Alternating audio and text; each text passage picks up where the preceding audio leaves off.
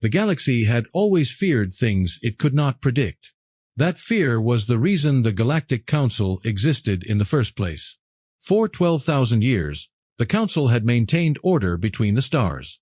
Thousands of species, millions of worlds, endless trade routes stretching across glowing nebulae and dark oceans of vacuum. Wars had risen and fallen beneath its gaze. Empires had shattered. Entire civilizations had burned themselves into extinction. But the Council endured, because it understood one simple truth. Control was survival. Every species admitted into the Council learned the same lesson eventually. Stability mattered more than ambition. Obedience mattered more than individuality. Progress was carefully measured. Expansion was regulated. Weapons research was monitored. Artificial intelligence was restricted. Planetary militaries were intentionally limited. The Council did not merely govern the galaxy. It restrained it. And for thousands of years, it worked. Until humanity arrived. At first, humans seemed insignificant. Their homeworld rested on the outer spiral arm of the galaxy, far from the wealthy core systems. Earth possessed no ancient fleets, no advanced biological adaptations, no psychic abilities, no hive intelligence, no natural armor, no superior lifespan. By every measurable standard, humanity appeared painfully average. The Kareth Dominion could survive hard vacuum exposure for several minutes. The Vol possessed neural communication across entire planetary distances. The Illyrians could process information 4 times faster than any known species. Humans were fragile, short-lived, emotionally unstable, aggressively independent. The Council almost rejected them immediately. But humanity had one advantage that none of the older races fully understood. Humans adapted faster than fear could contain them. Within 20 years of first contact, humanity established trade across 32 systems. Within 40 years, human engineers became infamous for repairing alien technology nobody else could understand. Within 60 years, human colonies existed on planets previously classified as uninhabitable. Ice worlds, high-gravity mining planets, radiation-bathed moons, toxic atmospheres. Humans simply arrived, built shelters, and survived. The galaxy watched in growing discomfort as humanity expanded through regions no rational species wanted. But what truly frightened the Council was not human resilience. It was human imagination. Humans experimented constantly, relentlessly, dangerously. While other species treated scientific advancement like a controlled ritual, humans treated it like a wildfire. They tested illegal reactor designs. They modified military AI systems. They developed experimental engines without Council approval. Every decade, humanity created something brilliant and horrifying. And every decade, the Council tightened restrictions. But humans never stopped. Because humanity carried something ancient inside them. Something older than civilization itself. A refusal to stay still. And eventually, that refusal changed everything. The incident began in the Helios Corridor, a narrow region of unstable stars near the border of Council territory. For centuries, the corridor had been avoided due to violent gravitational distortions. Ships entering the region often vanished without explanation. Navigation systems failed. Entire fleets disappeared into spatial fractures. The Council declared the area forbidden. Humans ignored the warning. Because of course they did. The human exploration vessel Horizon crossed into the corridor with a crew of only 18. The Council demanded they turn back. Captain Elias Ward refused. "The map ends there," he transmitted calmly. "That's exactly why we're going." 3 days later, the Horizon discovered something impossible. An artificial structure, larger than a moon, buried inside the remains of a collapsed star. Ancient beyond comprehension. Its surface stretched across thousands of kilometers of black metallic geometry. Towering structures rose like frozen mountains across its shell. Massive rings encircled its core, glowing faintly beneath storms of cosmic debris. No known species had built it. No known civilization possessed technology remotely comparable. The Council panicked immediately. Orders were issued. Withdraw. Quarantine the region. Destroy all data. But the humans had already begun scanning the structure. And then, the structure woke up. Across the galaxy, deep space monitoring stations detected a pulse unlike anything ever recorded. Entire star systems flickered. Artificial gravity failed on hundreds of worlds. Ancient council archives unlocked themselves. Machines dormant for millennia activated without command. Something old had heard humanity knocking. And it answered. The council blamed Earth instantly. Emergency sessions erupted across the capital world of Thessera. Representatives shouted accusations across the towering chambers. The humans endangered every species. They awakened forbidden technology. They cannot be controlled. They never could. Human ambassadors defended themselves fiercely. We discovered something extraordinary, Ambassador Lena Ortiz argued before the assembly. You fear knowledge because you fear change. We fear extinction, replied High Chancellor Voron coldly. Voron was ancient even by council standards. Leader of the Vol Collective. His species valued order above all else. And he looked upon humanity with growing dread. You ignite chaos wherever you go, he told her. Ortiz stared back without fear. Maybe chaos is necessary. The chamber erupted in outrage. Within days, the decision was made. Earth would be banished. Not destroyed. Not attacked. That would risk war. Instead, humanity would be isolated. Trade routes severed. Gate access revoked. Council territories closed permanently. Earth and all human colonies would be exiled beyond the frontier. A punishment designed not to kill humanity, but to slowly suffocate it. And so the decree spread across the stars. Humanity was no longer welcome in civilized space. The galaxy celebrated. For a while. At first, the exile seemed successful. Human colonies struggled immediately. Without council trade, resource shortages appeared within months. Medical imports vanished. Fuel prices exploded. Entire colonies descended into economic collapse. Other species watched from a distance, expecting humanity to beg for forgiveness eventually. Humans never did. Instead, they disappeared. Years passed. Then decades. The frontier grew silent. No human ships entered council territory. No human diplomats returned. No messages came from Earth. And slowly, the galaxy forgot about them. Until the Drath War began. The Drath were not conquerors. They were worse. They consumed. A biomechanical species from beyond mapped space, the Drath traveled in living fleets that devoured entire ecosystems. Planets stripped to bedrock. Oceans converted into fuel. Populations harvested for biomass.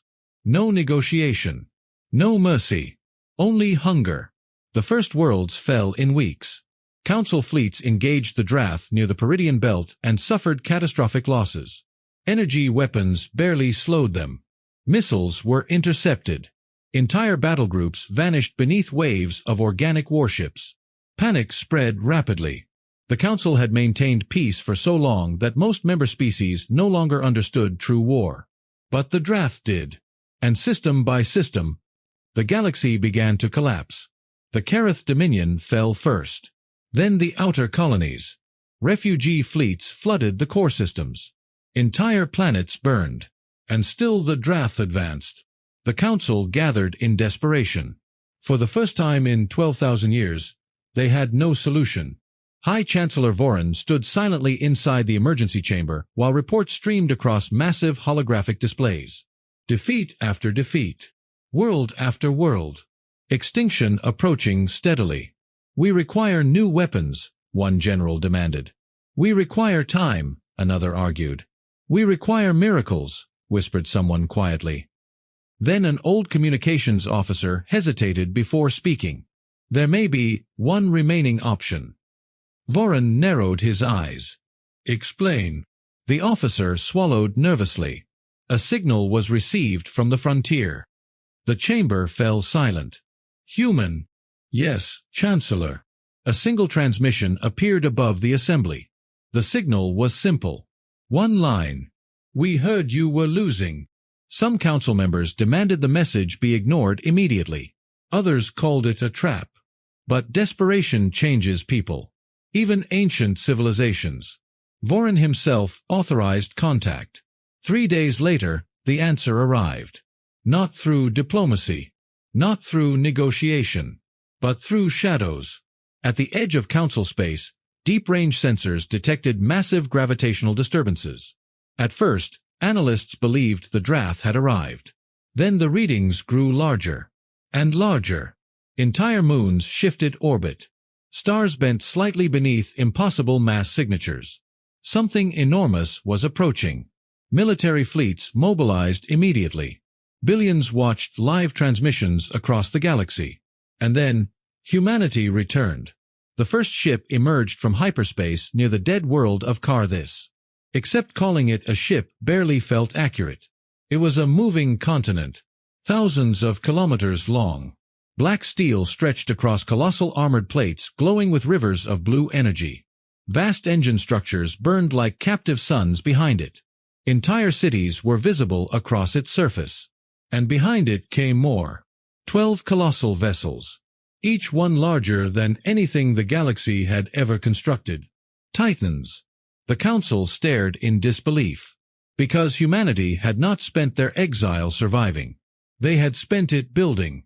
The lead vessel transmitted a signal across every frequency. A calm human voice echoed through stunned command centers. This is the United Earth Fleet. Pause. You should have let us keep experimenting. The Drath attacked immediately. Their living fleets surged toward the Titans in endless swarms of biomechanical horror.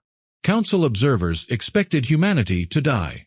Instead, they witnessed something terrifying. The Titans moved. Massive rail cannons rotated across armored hulls.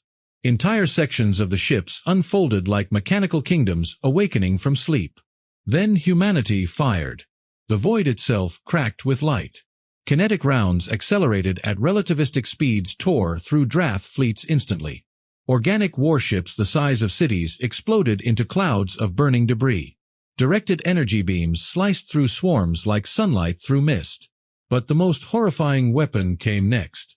Gravity. Humanity had weaponized gravity itself. Localized singularity projectors activated across the battlefield. Entire Drath formations collapsed inward violently, crushed into spiraling masses of twisted metal and flesh. Council fleets watched in stunned silence. This was not war as they understood it. This was annihilation engineered by a species the galaxy had once called primitive. And yet, the most extraordinary part was not humanity's power. It was their choice.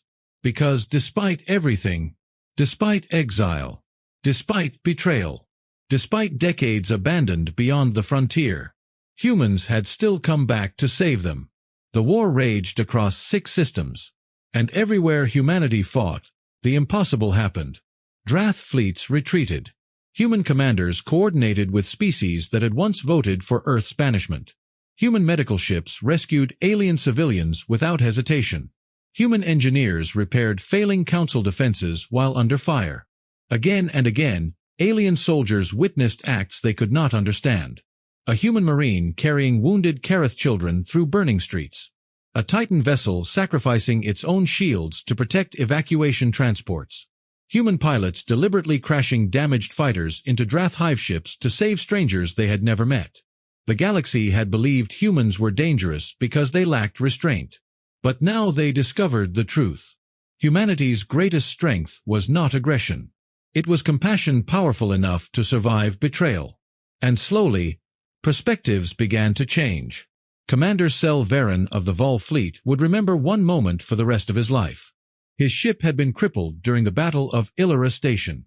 Drath boarding organisms flooded the corridors. Power failed. Life support collapsed. Sel prepared for death. Then the humans arrived. He still remembered the sound first. Heavy footsteps. Metal against steel. Then explosions. The doors burst open. Human soldiers entered through smoke and fire, their armor blackened from battle. One of them removed his helmet. A woman. Young by human standards. She looked at Sel and extended a hand. "You coming?" she asked casually. Cell stared in disbelief. You would save us. The human frowned slightly. Of course we would. But your species was exiled. She shrugged. Yeah, and then she helped him stand while chaos burned around them. Years later, Cell would testify before the restored council. And he would admit something no Vol had spoken aloud in centuries. We mistook human unpredictability for danger, he said quietly. But unpredictability is also hope. The final battle came at Earth. The Drath, desperate and enraged, launched their largest assault directly toward humanity's home system. Thousands of living warships darkened space itself. The Council feared even the Titans would fall. But humanity had prepared for this moment longer than anyone realized. As the Drath advanced toward Earth, something emerged from beneath the planet's oceans. At first, alien observers thought entire continents were rising. Then the shapes became clear. Machines. Ancient beyond imagination. Humanoid structures the size of mountains ascending slowly from hidden vaults beneath Earth's crust. Titans. Not ships. Guardians. Built during humanity's exile using the technology discovered in the Helios corridor. The galaxy watched in stunned silence as colossal metal figures stepped into orbit itself through massive launch structures. Each one carried weapons capable of splitting fleets apart. Each one moved with impossible precision. The Drath attacked anyway, and for the first time in their species' history, the Drath felt fear. The battle above Earth became legend instantly. Titans collided with biomechanical horrors across burning orbital skies. Human fleets maneuvered between colossal machines while Earth's defenses illuminated the darkness like artificial dawn. One Titan caught an entire Drath hive ship in its mechanical hands and tore it apart. Another shielded civilian stations while enduring direct bombardment. Human pilots fought like people defending not merely territory, but home. And eventually, the Drath broke. Their fleets scattered into deep space. The surviving hive minds fled beyond the galactic edge. The war was over. Silence spread across the stars. For weeks, nobody knew what came next. Humanity now possessed the most powerful military force ever seen. They had every reason to seize control, to demand revenge, to punish those who abandoned them. The Council feared exactly that.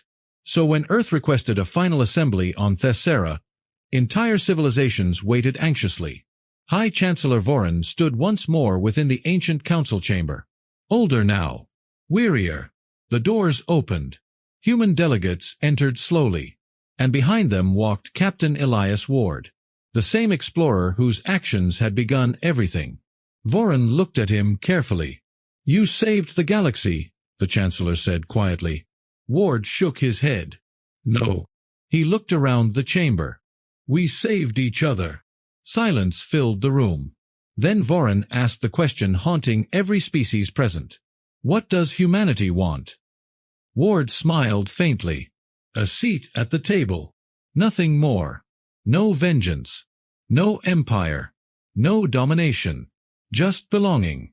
And for the first time in history, the Galactic Council stood together in unanimous agreement. Earth was welcomed back.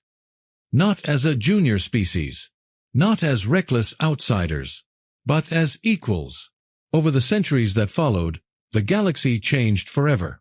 Human innovation accelerated scientific advancement beyond imagination. Diseases vanished. New worlds were terraformed safely. Trade expanded peacefully into distant regions once thought unreachable. The Titans became symbols not of fear, but guardianship.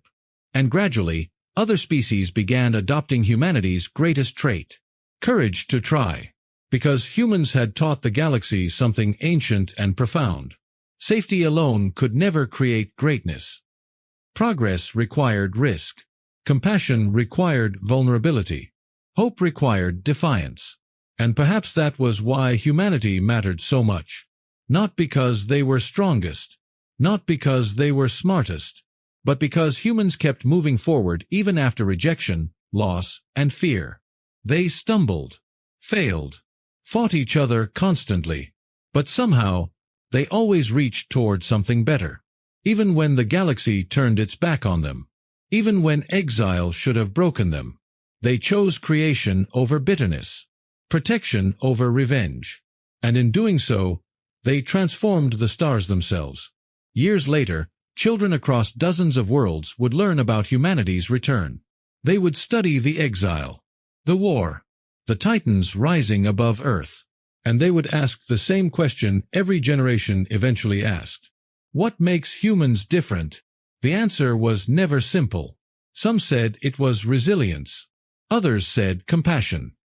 Others believed it was stubbornness so powerful it bordered on madness. But an old Vol historian once summarized it best. He wrote, "Every species fears the unknown. Humans walk into it willingly." And perhaps that was the truth. Because long before humanity built titans, long before they crossed the stars, humans had always stared into darkness and imagined light. That was their gift. That was their danger. And that was why the galaxy would never underestimate them again. Because when humanity returned from exile, they did not return as conquerors. They returned as protectors, as builders, as dreamers carrying impossible machines across the void. And for the first time, the galaxy understood the difference between control and strength. Control preserved survival, but strength inspired others to survive with you. And somewhere beyond the edge of mapped space, hidden deep among silent stars, ancient civilizations still slept beneath forgotten worlds. The universe remained vast, mysterious, dangerous. But now the galaxy faced it together, not united by fear, but by the example of one impossible species from a blue world that refused to stop reaching higher. Humanity. And for the first time, the galaxy understood what it truly meant to be human. If this story moved you, subscribe for more human stories from the stars.